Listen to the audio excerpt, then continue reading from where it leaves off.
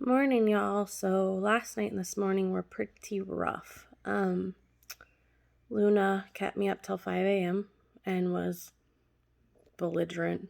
She was a brat. She was restless and pissy. I was sleeping on the floor and she was walking with all 50 something pounds on top of my face and biting at my mattress, and I'd get my hand in the way and she'd bite my hand on accident. She was throwing the cage around the room. She was headbutting the door and biting the trim. I mean, she was awful.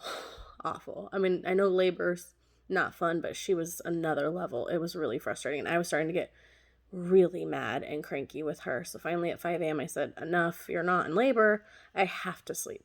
I'm shaking. So I took her out to her safe and closed room. So she's, got not outdoor winter weather. And she had her farrowing box, and Wilbur was locked up. So everything should have been safe.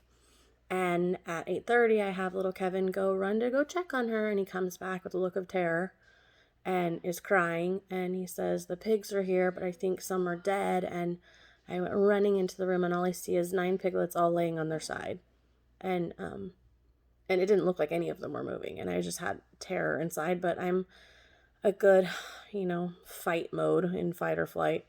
And so I can tell that the 3 that are the absolute furthest away from her are gone. And the rest of them are just not near her. She wasn't ready to engage with them. She only had half of the placenta out, so they don't engage with their babies until they're done. And so none of them were eating, and it felt like they were cold to the touch. So immediately I thought, oh, this is my fault. There was no heater, but they weren't that cold. But in my mind, that was what I was thinking. And so we had 6 that we felt like were okay. 1 was not doing so great. And so I handed her off to Bella, and she put her in her jacket and kind of warmed her up for a minute while we were waiting on Luna to be ready. And she passed away in her arms, which was hard.